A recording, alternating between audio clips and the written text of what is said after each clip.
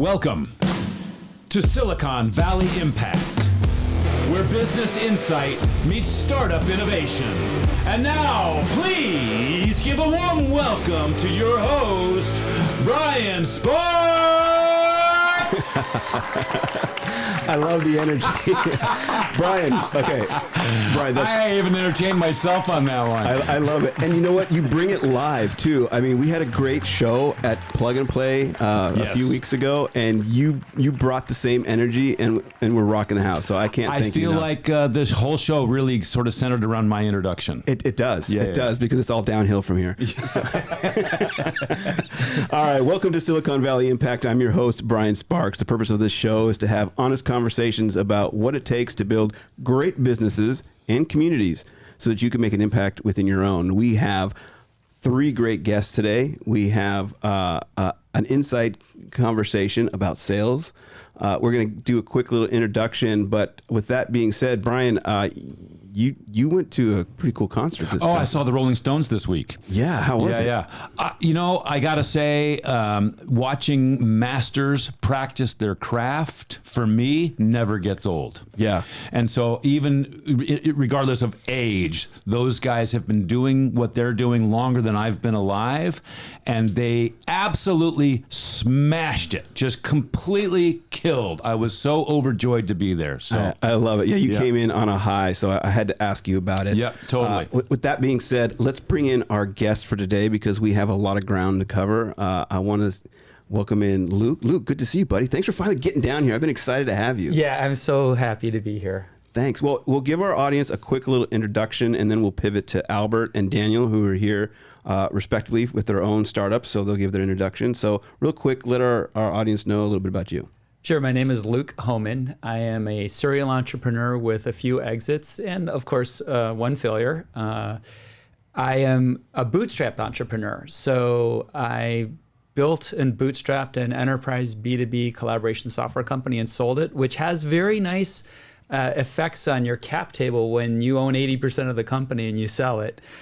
I'm an LP at Companion Ventures in Boston. I do some angel investing through Wealthing, and I am a multi-book author and an expert in Agile Software Development. So our topic today is time management. Luke is an expert on that. He has brought his book in, Software Profits for Profit Streams, which we'll talk about that in a minute. So let me say that correctly because I'm just learning to speak English this morning.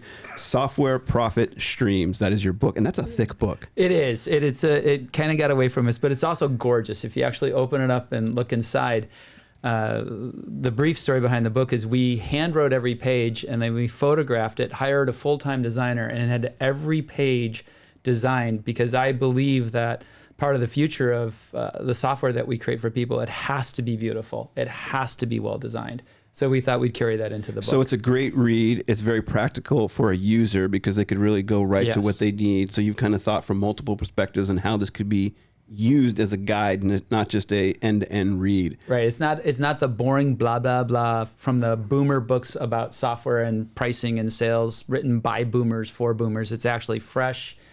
It's congruent with what we need in software. It deals with the unique attributes of software-enabled solutions, whether it's software and hardware, or it's a hosted application, or it's an on-site application. These are all different characteristics than, say, the glasses or the water on your table. Mm-hmm. That's great. And so we'll dive into that in a minute. But before we do that, we have Albert. Albert, give a little introduction about who you're with, what brings you here today, and introduce yourself to the audience. Thank you. So good morning, everyone. We are actually, my name is Albert. We are a robotic software company doing AI for robotics and giving them a pair of advice so that we can put self-driving car technology into robotics. So what brings us to here is that this kind of, the vibe here is the attractions.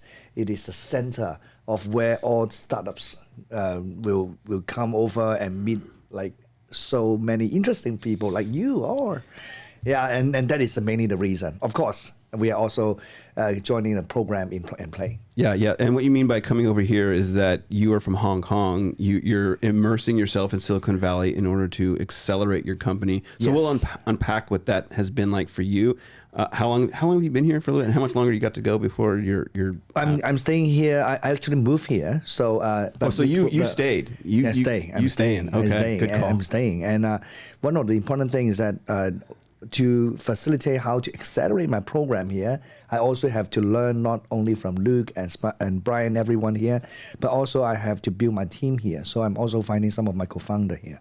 Oh, nice. Okay, good to hear. We'll talk a little bit about that in a little bit. Yeah. We also have Daniel. Good to see you, man. Hey, and let me say this about Daniel and Albert. They bring the energy. Like it. I told them to keep a lid on it because this is only an hour show, but these guys are chock full of energy. So Albert and Daniel, I'm happy you're here. Daniel, go ahead and give yourself a little intro. Thank you, Brian. Thank you, everyone, and hello to the radio show audiences. This is my first podcast. This is my first radio show in the US, so I'm super honored. Thank you for the invite, Brian and Brian, and great to meet you, Luke. So my name is Daniel. I'm the CEO and co-founder of GoGoChart. And GoGoChart specialize in digital growth hack. So we help the top 1%, there are 9 million apps, by the way, top 1% of the mobile apps industry to gain lots of traction, lots of users. In essence, not a very sexy business because what we do is we help them to make lots of money and save lots of money. Boring, but works. So we've been around for 8 years, and it's great to be here. It's my first time in the Bay Area. I can't swear, so love it. I really love it, and I am enjoying myself a lot. We have met over the past 2.5 months, probably hundreds of people from the day I landed here until today. What Albert was saying about the vibe is something that I sense and immerse immediately. Something is very different from Asia. Did you know Silicon Valley is on its 7th generation? So there are lots of different bays, globally, are trying to copy and mimic Silicon Valley. And before coming to the Bay Area, I did not know the vibe. I didn't, because I never experienced it. So I didn't think, there was anything special about Silicon Valley. Being in tech myself, being a multiple serial entrepreneur myself, I've also failed many times. Unlike Luke, who I've successfully exited one business, but on the contrary, I'm the other guy that have failed many times. But I'm no stranger to failure. I embrace failure. In fact, I'm quite happy to share my failure. Well, you're in the right place. We're here to be messy, and maybe it's because you haven't experienced Podcast's studio. Love it. I also just want to say for the people that are watching, you're off camera right now. We did not set up another camera to be over there, so we're going to rotate him in onto set so that people can see who's talking for the folks who are watching video. On radio, nobody cares. Yeah. So for our YouTube channel, we'll rotate you over. But with that being said, we'll definitely have a little bit more discussion with Daniel. We'll also talk a little bit with Albert, but Luke's going to help me with those conversations because I need all the help I can get. But Luke, let's start with you and software profit streams. Where did the idea for this come from? I mean, you're doing so many different things, from the investings, from the startup. Why this particular niche when it comes to startups or even enterprise companies? I'm sure this applies even more. Where do we step in with this? Yeah, so my background and power base is in Agile Software Development, things like Scrum or SAFe and things like that. Scrum at the small scale and SAFe at the large scale. And what we keep on finding in the industry is that people are relying on this amorphous word called I'm delivering value to my customers. And the art and practice of pricing that value, creating a sustainable business, seems to be evaporating. And product managers and startup founders aren't often taught this. Accelerators will talk about how to do a growth hack or how to do distribution, or how to worry about your funding and your investing, or how to manage your safe note versus a convertible note, which is all important stuff. But you also have to have a product, and then people talk about design, but they forget that the design of the business model itself, that is an act of design. What do I price? What is my price metric? What are my discounts? How do I create an economic model of a customer ROI? So when you were talking about, when Daniel was talking about, I help our clients make money and save money. Well, those are things that we would say, okay, great. If you have a customer ROI model, how do customers know it's a good value, especially in the business to business space? But even in the consumer space, when the expenditure is large, we want to know that it's an economically good choice, like putting solar panels on my home. What's the payback period? How much is it going to cost? What's the total cost of ownership, et cetera? So the book was written because we don't have a book like this and content like this for software. Software isn't like a pen. It's not like a cup. It's intellectual property that we license, which means I have solution licenses or licenses that I bring into my platform. Mm-hmm. I have regulatory compliance. I might, if I'm in California, I have the CCPA. If I'm in Europe, I have the GDPR. If I'm in Australia, I have the Australian privacy laws. So software is a huge, heavily regulated industry. And then I have the license agreement that I'm providing to my customers, the terms of service. If it's an on-prem solution, it might be highly negotiated. We have rights and restrictions, user responsibilities. So these have to be wrapped into a framework and a cohesive system.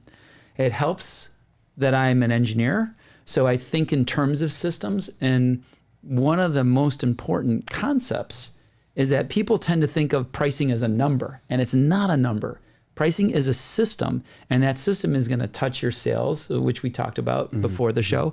It's going to touch your go-to-market. It's going to touch your service. It's going to touch your legal infrastructure. It's going to touch very fundamental questions like, does a customer get an upgrade? Do they have to take an upgrade? If there's data generated in your system, who owns the data? How is the data managed? And what monetization policies can be applied to the data itself? All of these are part of the overall design of the system that creates profit for a company. So this is very convoluted. This is where a lot of first-time founders can get really lost and overlook you're calling it the system, and miss a lot of important inflection points. So so the first question I want to ask is, who is the ideal customer that comes to you, and then what is their first question when you're working with them that you really kind of dive into? Yeah, we've been looking at the adoption of the book and the practices across our customer base, and we actually call it a barbell customer set.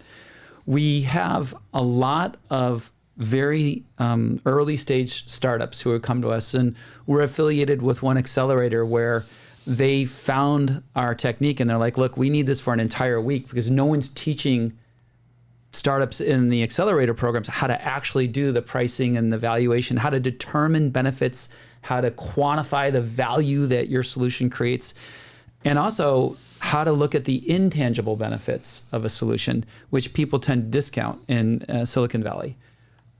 From there, we have a lot of mid-sized companies. So our kind of sweet spot is 0 to 10 million, and then we pick up again at 25 to 100 million.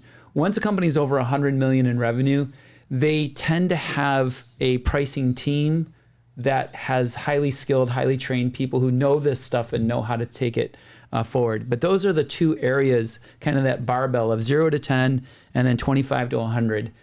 Between 10 or between even 1 million and 25 million, you're often doing other elements of scaling. So we tend to help companies there, but the power base is in those two areas. So maybe I keep asking the wrong question. Nope, sure. I mean, it seems it's a big picture, and I can see if I'm a software company and I don't have this business insight to see how this all connects. Does each customer have a different pain point that they overlooked, or is there really a cluster where, okay, we'll begin, because you mentioned something about the intangibles, you mentioned about, there's this pause where there's almost needs to be traction and customer feedback. Where is the cluster of the biggest pain point so that when someone comes to you, they know I need to start here, and I agree, this is where the vulnerability is? Yeah, one pain point is when a company has started to experience some growth and then the growth tapers off, and they're stuck. They're wondering, wait a minute, I had some early stage growth, I'm tapering off. They might say, am I in a Jeffrey Moore crossing the chasm situation? Maybe. I think crossing the chasm and the idea that there's a chasm is far overblown. I think there's a lot of products that they have no chasm, if you will, but they do experience slowdowns in the growth. And we look at that and we say, well, why are you slowing down? Well, we're working with one client right now, which is kind of unconscionable, but they haven't changed their pricing and packaging in 4 years. And so they keep on shoving features and capabilities into this offering, thinking, oh, my customers are going to love it because I keep on creating more value. But then what happens is that new customers come along and the growth stalls because they're like, wait a minute, this thing that was tight and clear and really met my needs for the early customers suddenly has 5 to 8 to 10, 20 features that I don't use. And they're in one single package. So they're missing market segmentation. They're missing hyper segmentation. They're missing the idea that I can focus on an element that provides value. So that's one significant pain point, which is my sales are slowing down and I don't know why. The second pain point that we'll see is I'm in the growth stage and I'm now ready to offer my second offering, my second product, my second solution. And how do I position that? How do I structure that relative to my first offering? And there are many choices here. They could stand side by side. They could be a replacement. It could be like a video game franchise where I'm going from, one of my kids loves the Witcher franchise. So if I've got Witcher 1 and now I'm going to release Witcher 2, what do I do with Witcher 1? And there are choices there. Do I retire it? Do I grandfather and move people over? Do I keep them running in parallel? How do I make transitions from on-prem to cloud? So these are all the kind of pain points that people will bring to us to kind of figure out how to sort through. And then we look at all the kind of the nooks and crannies that other companies and other consultants just don't think to look at. One small company came to us out of Chicago, very specialized company. They do data management in the healthcare space. So when a pharmacy is bought or sold, there's a whole set of data about prescriptions and you have to go from one system to the next system. They manage that process. Well, one of their clients is an enormous chain and they managed to write a license agreement with the larger chain that said, if we ever ask for a change and you agree to it, we reset the terms of the license agreement. That's a bad deal for that small company because every time that big company dangles a little bit of revenue in front of them, they were biting on it like a fish. And then they were hooked into another year. And so we had to simply say, look, we've reviewed all your license agreements. This one clause is causing you an enormous amount of pain. And then we mapped out in a spreadsheet, this is how much revenue you've lost. Well, I don't want to go too much down every rabbit hole. I mean, that's so interesting how you flush that out. I mean, it's one thing to just design the packaging from, from nothing to something. It's another thing to diagnose the problem where the customer isn't happy. Let's start with the startup, like creating their first package. Yeah, new product development, creating their first package. Well, that's where you start with core market research. And again, a skill that seems to be atrophying. People are like, oh, I'm going to put this into the market and I'm going to MVP it to death. And I'm just going to iterate by splatting something on a web page. And there's some utility in the iteration and the speed. But what you're missing is you haven't done discovery work. You haven't actually taken the time to say, what is the pain point that your customer is experiencing and what is it worth to them to solve that pain point? We did a project years ago for Emerson Climate Technologies where they were creating software that managed the infrastructure of supermarkets. And so they looked at the energy spend, the heating and cooling of a supermarket. And we just started to build out the equations, the mathematical equations, like, okay, if you put in the Emerson software, how much energy are you saving? And what's that worth to the supermarket? What's the economic value of that solution? And now I have something I can start to price against and I can have something I can defend. One of our pricing experts, a guy named Kevin McCabe, he talks about the red-faced salesperson. So it's the person who is in sales and is trying to sell something to the customer and they can't back it up. And the salesperson knows it and they hate that. And so they blush, they get red-faced. They're like, yeah, I can't back this up. So when that startup is doing their first offering, we want them to run with their idea, the creative idea, the energy and the passion, but we also want to back that up with research that says, this is the pain point and this is the value of solving that pain point. Where's the disconnect? Because to me, and us kind of sitting around here right now, it's like, yeah, that's the obvious thing we need to do. But where's the disconnect in terms of getting that research and then implementing it into your pricing? Where's the shortcoming? Well, we all have shortcomings, right? None of us are fully formed unless we've been an entrepreneur for a while, because no entrepreneur starts fully formed. And so what happens is you might have a technical entrepreneur who's just more comfortable with the actual problem and the technology because they know it so well. So they have assumptions that they may not validate about the value of what they're bringing to market. You might have a more business-oriented entrepreneur who has maybe a better handle on the problem and the magnitude of solving it, but then they don't realize that in a technology-enabled solution, the architecture itself has to know the choices. So for example, there's 7 ways to trade money for value in software. So one of the 7 ways is to have a time-based license. I sign up for a year. Another way to trade money for value is to have a transaction model, like a Stripe transaction or a Google click on an ad. Those 2 choices are very, very different in your back-end infrastructure, in your customer support, in your sales process, in your license agreements. And so a more business-oriented finder, they might think, oh, I'm just going to charge per users on an annual basis, but then they may not allocate enough time in the development of the solution to understand, well, what does that actually mean? How am I going to track a user? How am I going to track the term? What happens when the term is done? And it's a system, so kind of all of the elements have to be in place in ideally a designed, an intentional design, not an accidental design.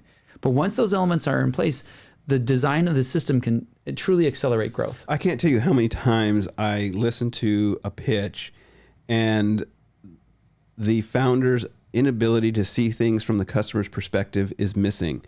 And so what I'm hearing you say that these are the roots of this bigger problem. Yeah. And if you can't see just the pain point of a customer's experience, you're not going to get to these details of profit streams. You're not going to get to these packaging.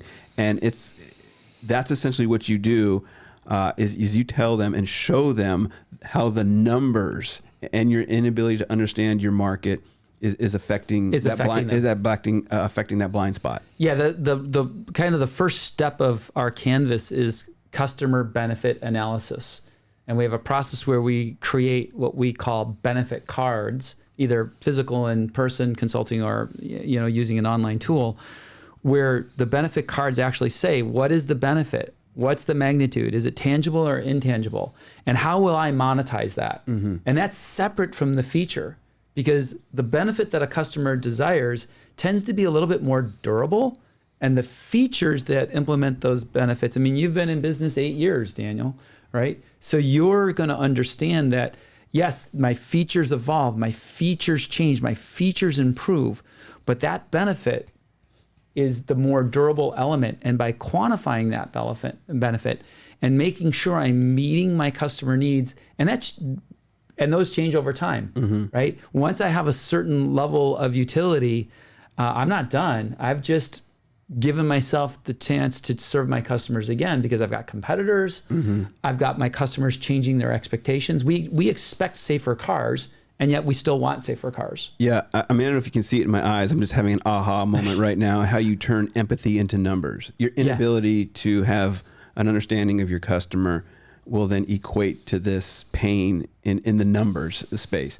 You've said it twice. I got to circle back to this. You've said it twice, the intangibles. Yes. When you say the intangibles, what are you referring to? Well, I have, when we talk about intangibles, we're talking about the emotional or other aspects of the product that may not be captured in a mathematical equation, but certainly are associated with the value that I'm providing to the customer. It could be my user experience. I just have a system that's easier to use, although you can quantify that. Or I'm reducing stress. I'm creating trust. We know people spend more money on organic groceries precisely because it aligns with a value that they have in their personal life. So we see that in the business market. We see that in the software we create. Some companies have a value orientation or a statement of values that aligns with the customer. We were working with one startup that was competing with Oracle, and through the whole process of doing the customer benefit analysis, the startup founders kept on saying, well, Oracle is better than us in this feature and better than us in this feature and better than us in this feature. I said, okay, so Oracle stomps you on the tangible benefits. Why are people buying from you? Well, then he lit up. He's like, oh, well, we're easier to do business with. We are way more flexible. When their engineers have a problem with their API, we can respond to it. We'll add new PI. I said, so all of these intangible benefits are actually the reason that people are buying from you. And he says, yes. I mean, great. Well, we're going to build those out in the benefit cards, and we're going to figure out how to monetize those. And that was the light bulb moment for him when he was looking at things like, how do my customers feel? What are their emotions when they're interacting with my company? I'd like to chime in a little bit as Yes. well. And I think this is amazing. Literally listening to what Luke, you've been saying for the past 10 minutes or 5 minutes. I think it's been an eye-opening. I'd love to catch up with you for hours offline as well. It's just such a learning, so juicy, I would say. This is really good. Yeah, I love it. So I wanted to relate a couple of customers. Use case, I'll use one. So when we first started, we also had that problem. Why would customers buy from us? Even today, why would customers buy from us? Why would large brands choose us over other alternatives, other competitions? Like why? So we found out that we're not the cheapest in the market. We're not the most price competitive in the market. In fact, we're quite expensive in the market. We are the premium ones. So customers come to us, brands like HSBC come to us. They don't just want to save a few percent. They come to us because they have that insurance. We get things done. We get the job done. It's almost well known now, at least in the space that we're in.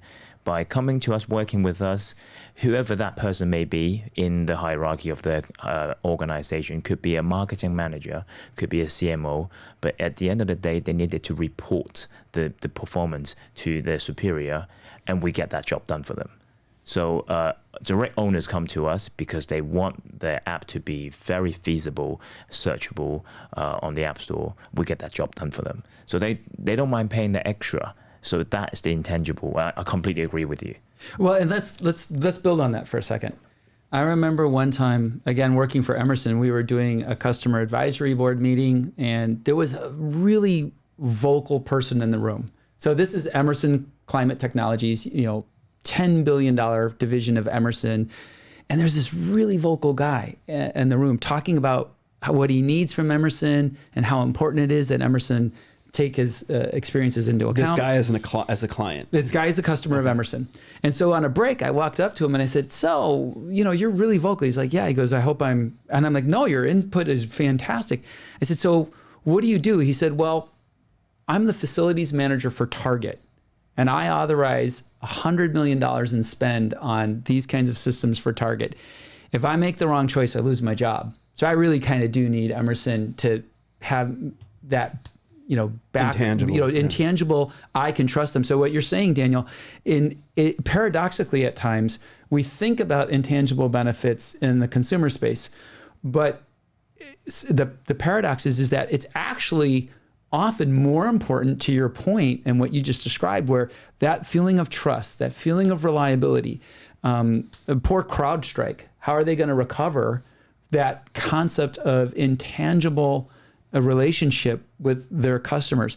That's the kind of almost irrecoverable mistake. We'll figure out if CrowdStrike can recover, but what you just said, that feeling that I can trust these guys I know I can get the job done. Yeah, maybe I'm paying a little bit more, but people pay for trust all the time. All day long. Yeah. All day long. Yeah. So what you're referring to here in terms of intangibles, it's trust, connection, relationships, values that meet the customers. The deeper values. The deeper values. And you can put a price on that. So for example, as Daniel has mentioned, dude, you're an investor. You put a price on it. How many times do we in the stock market look at the gap of the company's tangible and intangible assets and in air quote go, oh, that's goodwill. Yeah. I mean, yeah. come on. Yeah. And so there's exactly. We call it the founder fit, right? It's what are you as a person bringing to the stage?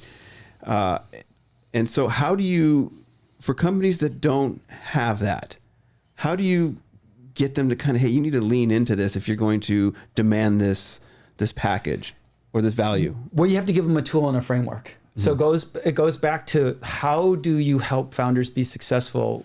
And of course, you've got it through the school of hard knocks, if you will. So how can we accelerate the education process? I mean, a lot of Silicon Valley, you were talking about the vibe of Silicon Valley.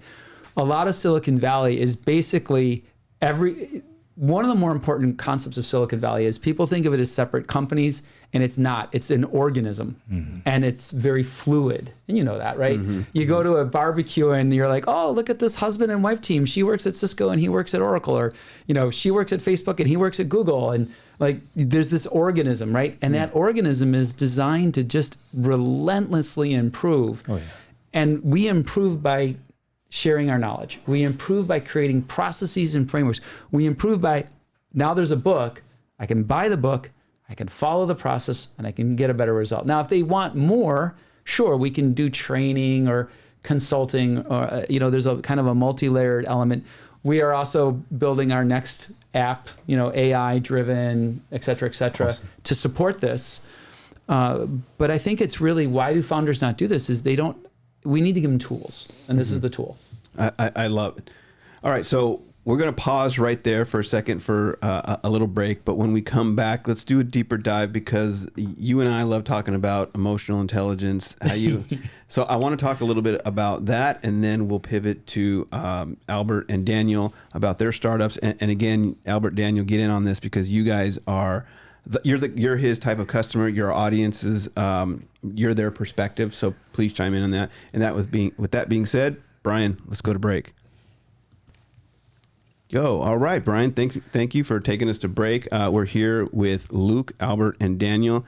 And during the break, we were talking about different perspectives on what Luke has been sharing.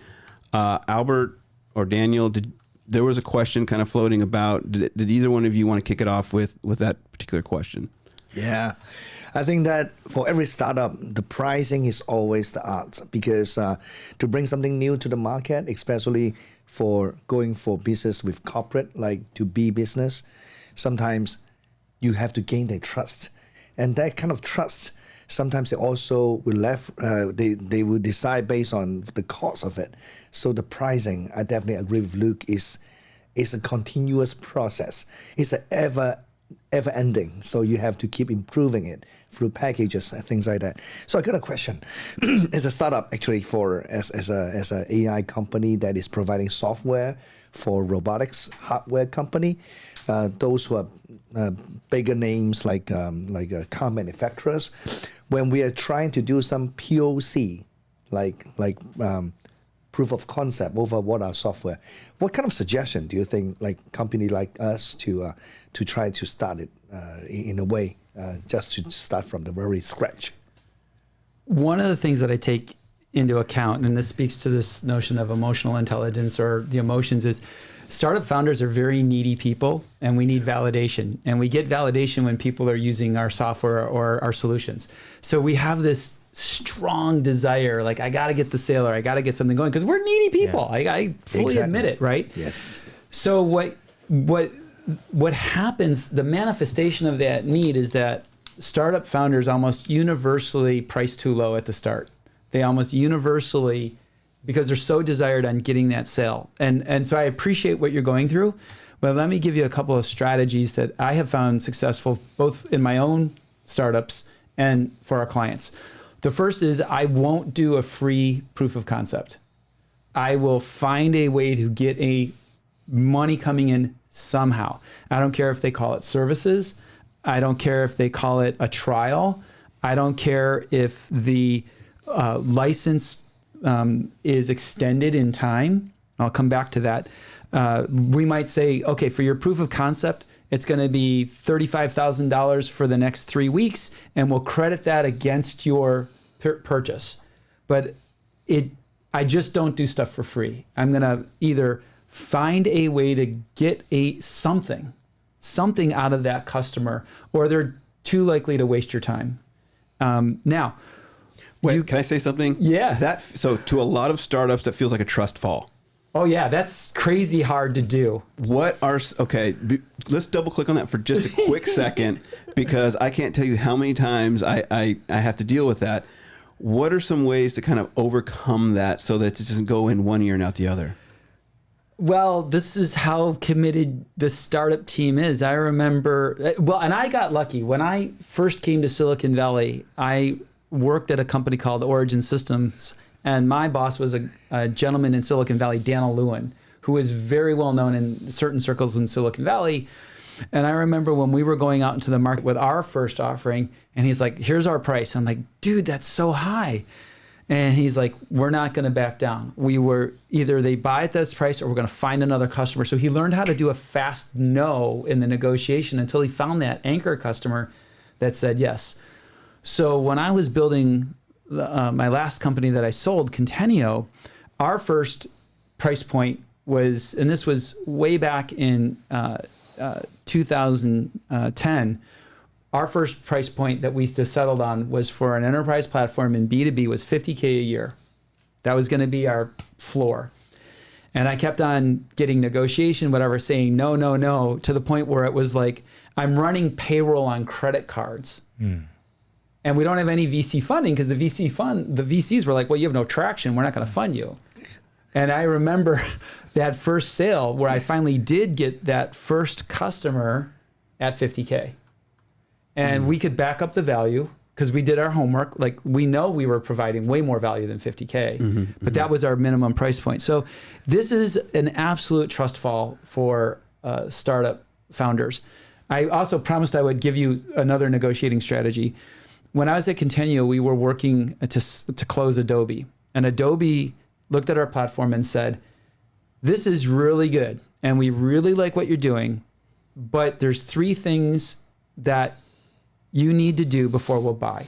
Now, when you're far enough along in the sales process, you'll find, and I'm sure you know this, Daniel, you'll find that those big companies, they're not lying to you. They have whatever reason they need those things. Like, I need you to support this legal requirement, or I need you to support single sign-on, or I need you to do this. And those are legit. So I went to Adobe and I said, look, I'm a bootstrap startup. I don't have the engineers to build you what you need. So we're kind of in a catch-22 because I know you like my platform. So I tell you what, you sign the license now, you pay up front, I'll go be able to hire the engineers we need to get that done, and we'll do a 2-year term. And they negotiated that to 1 year because they wanted to make sure I tried to get 2.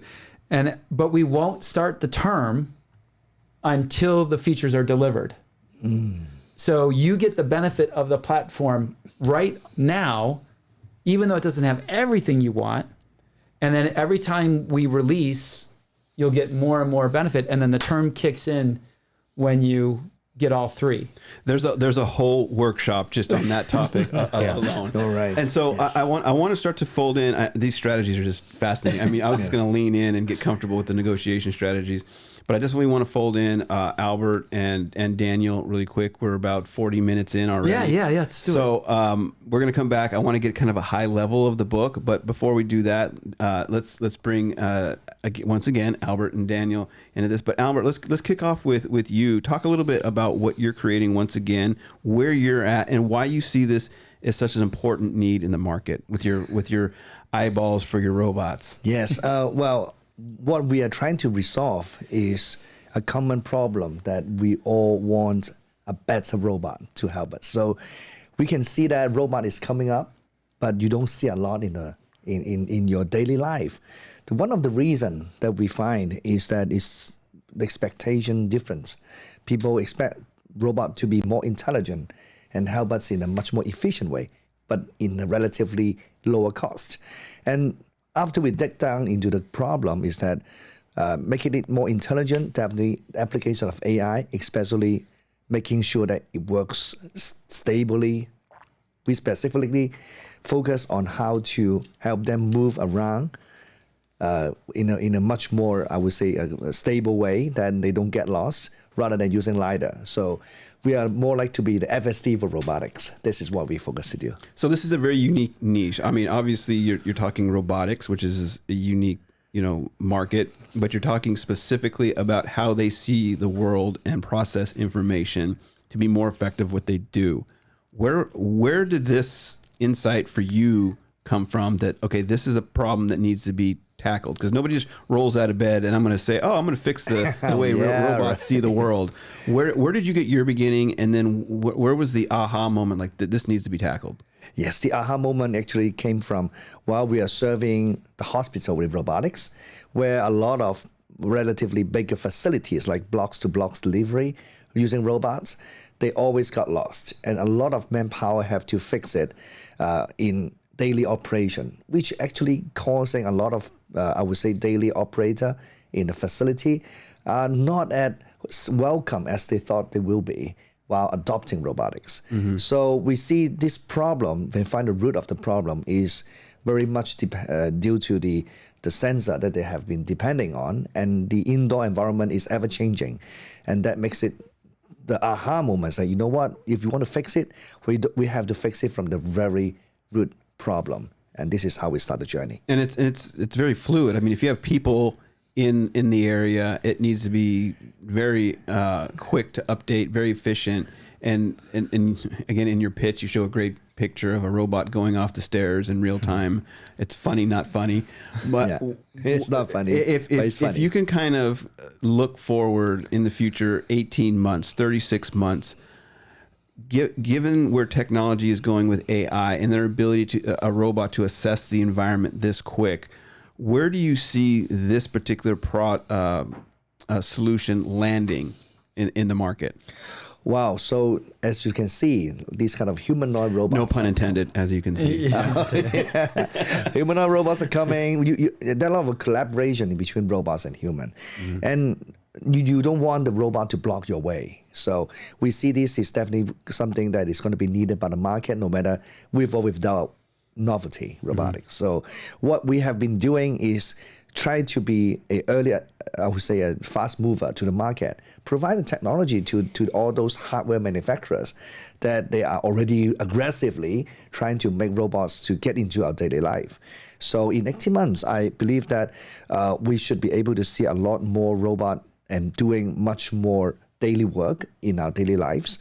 And with the merging of the AI era, I think that everything is going to be much more easy to communicate with the robot, as well as they can do the job much easier. Yeah.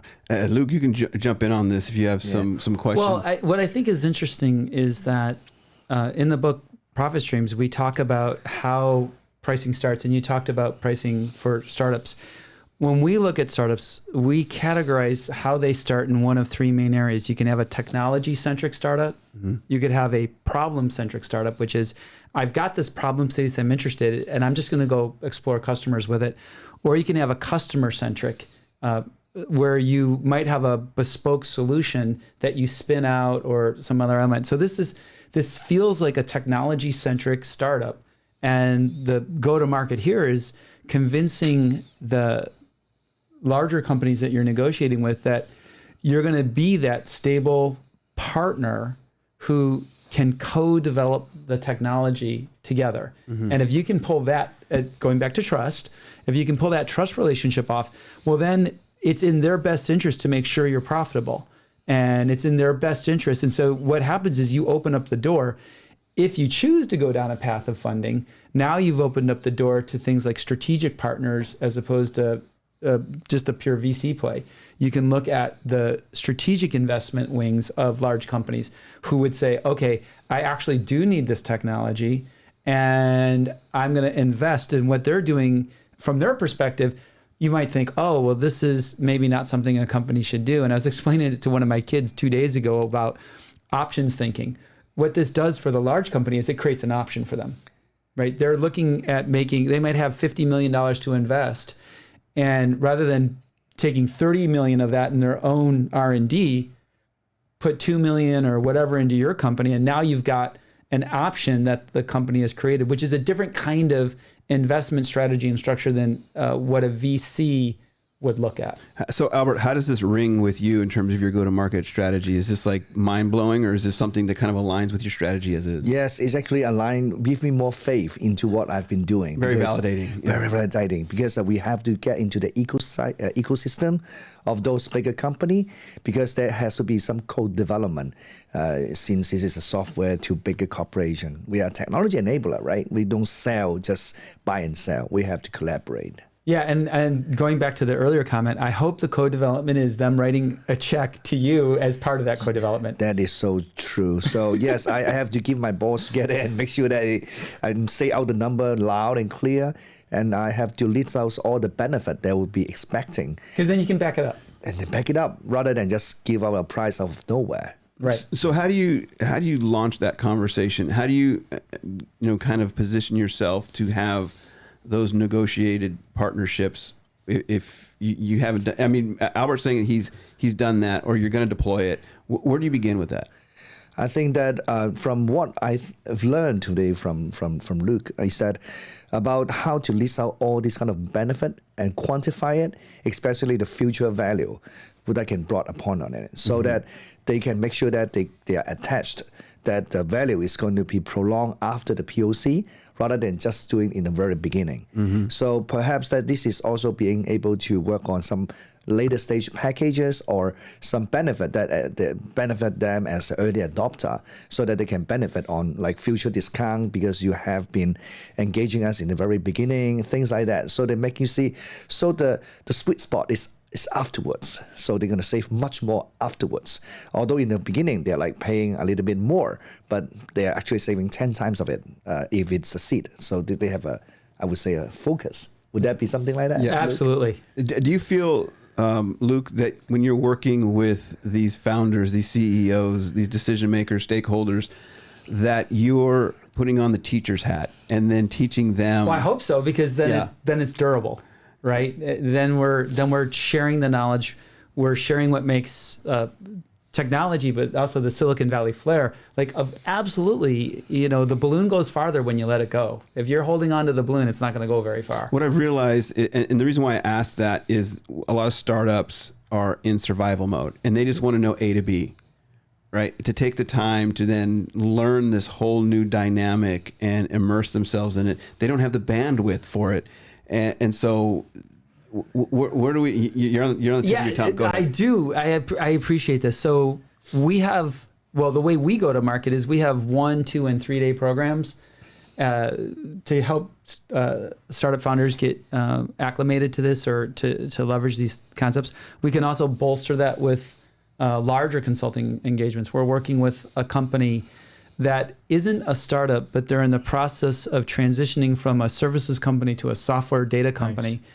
Nice. And we've got 3 consultants working nearly full time now with them to try and help them design their go-to-market strategy. So sometimes they're moving so fast that the founders may not have the opportunity. And we don't have to boil the ocean. If we can start with just a couple of concepts, which is try to do your customer benefit analysis, and then to Daniel's point, try to be somehow intentional about the pricing strategy that you're using. Right. So Daniel, get on this, because I want to definitely have you talk a little bit about your company. Talk a little bit about GoGoChart. You guys been around for 8 years. Does any of these concepts that Luke's sharing with us and our audience resonate with you? You were already on the edge of your seat, ready to ask questions, and you dove right in. Anything else top of mind? Talk a little bit about GoGoChart. The floor is yours, buddy. Thank you. You guys want to hear a story? Yeah, absolutely. Story time. Love it. So this story is how I've turned $1,000 into over $500,000, and I think this story tells a lot about founders and value generation. So before founding GoGoChart, I used to write apps for customers. I used to build websites for customers. And as I mentioned earlier, I failed many times. So GoGoChart was actually a pivot from failure. I slept on the office floor for a year because I couldn't afford rent. So I just lived in the office. This was before founding GoGoChart. One night, my friend, we were just gathering in the office, and they were saying, "Hey, Daniel, you're not very good at building apps, are you?" I'm like, "No, you're not very good at building websites, are you? Because your customers don't seem to pay you." I'm like, "Yeah. So why don't you think about marketing apps?" So that idea came, and I got my first customer by knocking on doors. You heard the terms canvassing, door knocking. We literally door knocked the whole of Kowloon, which is not small, and I would do that every other day, Monday, Wednesday, and Friday for 2 hours in the morning and go for lunch. So we got my first customer, and fast forward, the first customer, first trial, a couple of $1,000. That was the pricing. We lowballed ourselves, really low, a couple of thousand. I was happy with that. And he called a week later, said, "Daniel, I want to try it again." I'm sure. So a month later, he tried three times and called me in for a meeting and said, "Daniel, I want to see you." I'm like, "Okay, cool.